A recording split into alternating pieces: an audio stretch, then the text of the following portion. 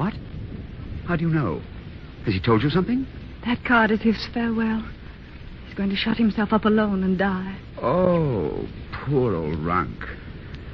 Of course, I knew we couldn't hope to keep him long, but so soon. And to go off alone, like a wounded animal. When one goes, it's best to go silently, don't you think?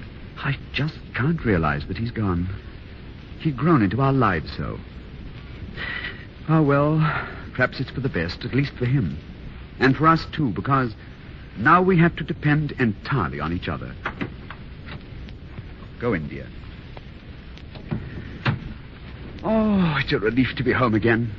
Come here, Nora, you enchanting creature. Torval, don't, please. Why not? Oh, I know what it is. You have the tarantella still in your blood, and it makes you all the more tempting.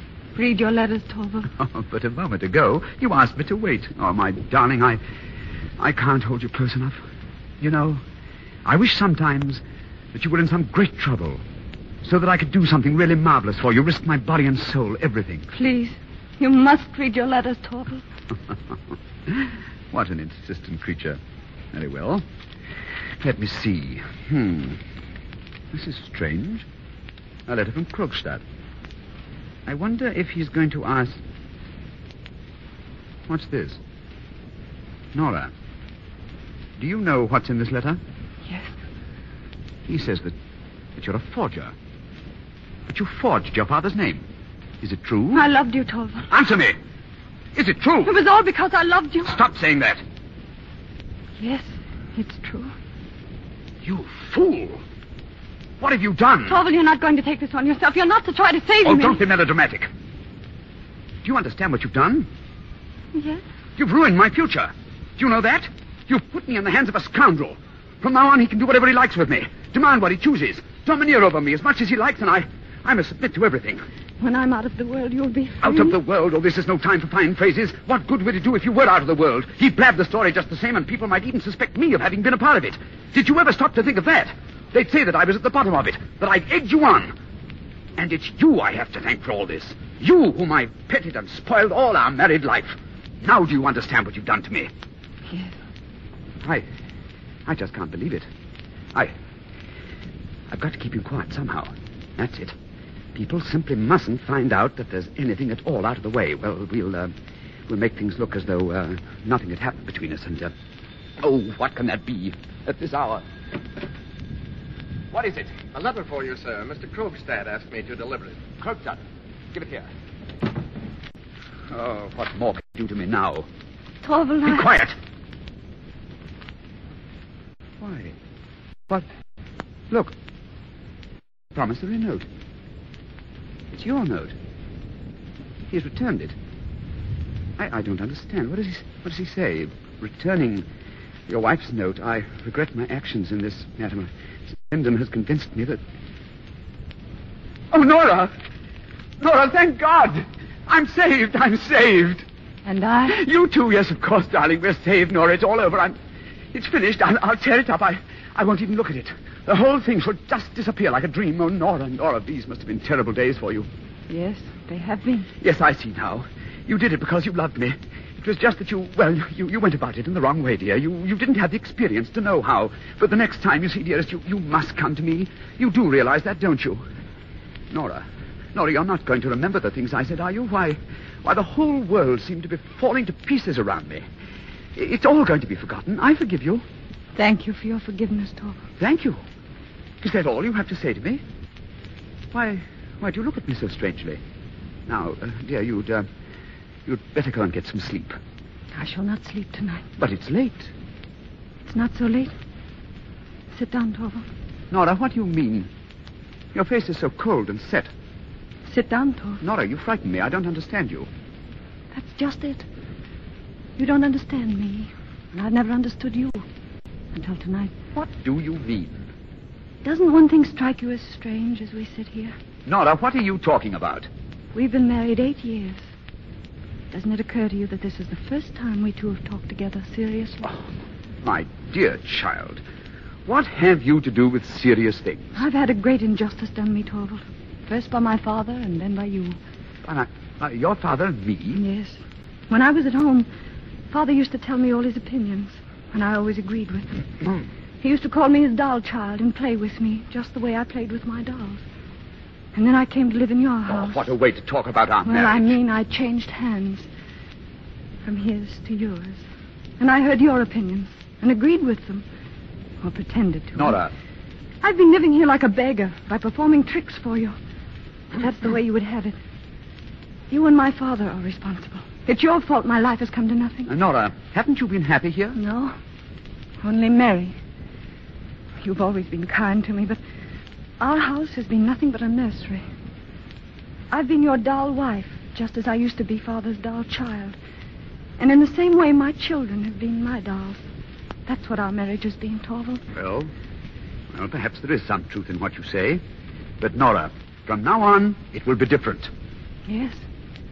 Very different. I'm leaving you, Torvald. What are you saying? I can't stay with you. You've lost your mind. I won't allow it. I'll spend the night with Christina, and tomorrow I'm going home. You mean that you propose to leave your home, your husband, and your children? And have you considered what people will say? I don't care what they say. From now on, I must think things out for myself. Oh, you talk like a child. Desert your home, you can't. These things are your duty. Your sacred duty. I have other duties equally sacred. Name them. My duties toward myself. Before all else, I'm a human being, just as much as you are. And if I'm not, then I must try to become one. Nora, you're ill. I almost think that you're out of your senses. I've never felt so clear or so certain. Clear and certain enough to forsake your husband and children? Yes. Oh, then there's only one possible explanation. You don't love me anymore. Yes, that's just it. Nora.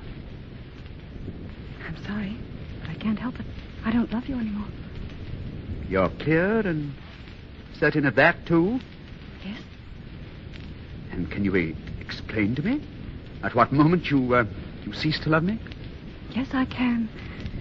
It was this evening when the miracle that I expected to happen didn't happen. It was then I saw that you were not the man I'd imagined. I don't understand you. For 8 years now, I've been waiting for a certain wonderful thing to happen between you and me. And I've been waiting patiently because I know that really wonderful things can't happen every day. And when I saw that this catastrophe was hanging over me, I said to myself, it's coming. The miracle is coming. When was this? Torvald, when Crookstead's letter was lying in the box, it never occurred to me that you'd think for a minute of submitting to that man's conditions. I was certain that you'd say to him, all right, tell everybody, publish it to the whole world. And I was certain that after that... After that, what? When I'd covered my wife's name with shame and disgrace? Oh, then I was sure you'd come forward and take the whole thing on yourself. You'd say, I'm the guilty one. I? But Nora... Oh, I'd never have accepted such a sacrifice. Of course not. But what would my word have been against yours? That was the miracle I hoped for and dreaded. And to prevent that, I wanted to die. Nora, I would gladly work day and night for you. I'd bear any sorrows and want. But no man sacrifices his honor even for the woman he loves. Millions of women have done it. Oh, you talk like a child. You think like a child. When you got over being frightened, not for me, but for yourself, and you knew there was nothing more to fear, then it was as if nothing had happened. I was your doll again, and you would take twice as much care of it in the future because I was so weak and fragile. Torvald, it burst on me in that moment that I'd been married for 8 years to a man I hardly knew. But you're still my wife, now and always. Torvald, when a wife leaves her husband's house, as I'm doing, I've heard that in the eyes of the law, he is free from all duties to her. At all events, I release you from all duties to me. Here's your ring. Give me mine. Here are the keys. Tomorrow when I've left town, Christina will come and pack up the things I've brought from home. I'll have them sent off to me. Is everything over? Nora, will you never think of me again? Torvald, I shall often think of you and the children and this house. May I write you, Nora? No, never. You mustn't. But I must send you. No, I say. Can I never be anything more than a stranger to you? Perhaps someday. Oh, Torvald, for that, the miracle would have to happen. What's that? Both of us would have to change so that... Oh, but I no longer believe in miracles.